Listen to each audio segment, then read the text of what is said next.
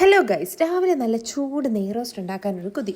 അതുണ്ടാക്കാനുള്ള ശ്രമത്തിനിടയ്ക്കാണ് ഞാൻ ഓർത്തത് നമ്മുടെ വൈറലായിക്കൊണ്ടിരുന്ന കല്ലുവിൻ്റെ വീഡിയോയിൽ കുറേ പേര് ഡൗട്ട് ചോദിച്ചിട്ടുണ്ടായിരുന്നു കല്ലുവിൻ്റെ ലഞ്ച് ബോക്സിനെ പറ്റി. അപ്പോൾ അതിനെപ്പറ്റി ഡീറ്റെയിൽ ആയിട്ടൊരു വീഡിയോ ചെയ്യാമെന്ന് ഞാനും വിചാരിച്ചു. അതിന് റിപ്ലൈ ഒക്കെ കൊടുത്തിട്ടുണ്ടായിരുന്നു കേട്ടോ. അപ്പോൾ ഇതാണ് നമ്മുടെ കല്ലുവിൻ്റെ ലഞ്ച് ബോക്സ്.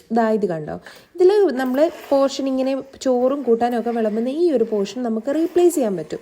അപ്പോൾ അതായത് ഞാൻ അതിൽ ചോറ് കൊടുത്ത് വിട്ടാലും ടീച്ചർ അവൾക്ക് അതിൽ നിന്ന് ചോറെടുത്ത് ഈ പാത്രത്തിലിട്ട് കുഞ്ഞ് സ്വസ്ഥമായിട്ട് ചോറൊക്കെ ഇട്ട് ഇളക്കിയാണ് കഴിക്കാറ്. അവൾക്ക് അല്ലെങ്കിലും കഴിക്കണമെന്നുണ്ടെങ്കിൽ നല്ലപോലെ ഇളക്കാനുള്ള സ്പേസും ഒക്കെ ആവശ്യമാണ് കേട്ടോ. കഥ പറയുന്ന സമയം കൊണ്ട് നമ്മുടെ ദോശ നന്നായിട്ടൊന്ന് കരിഞ്ഞു പോയിട്ടുണ്ട്. പക്ഷേ എനിക്ക് ക്രിസ്പിനെസ് ഇഷ്ടമായതുകൊണ്ട് നമുക്കതുകൊണ്ട് അങ്ങ് അഡ്ജസ്റ്റ് ചെയ്യാം. ദോശ ചുടുന്നതിൻ്റെ കൂടെ തന്നെ നിന്ന് അതിൻ്റെ കൂടെ ഇച്ചിരി ചട്നിയും കൂടെ ഒഴിച്ച് അന്നേരം തന്നെ ചൂടോടെ കഴിക്കുന്നതാണ് എനിക്കിഷ്ടം. അപ്പോൾ അത് കഴിഞ്ഞിട്ട് നമുക്ക് നേരെ പോയി കല്ലുവിൻ്റെ ലഞ്ച് ബോക്സ് പാക്ക് ചെയ്യാം.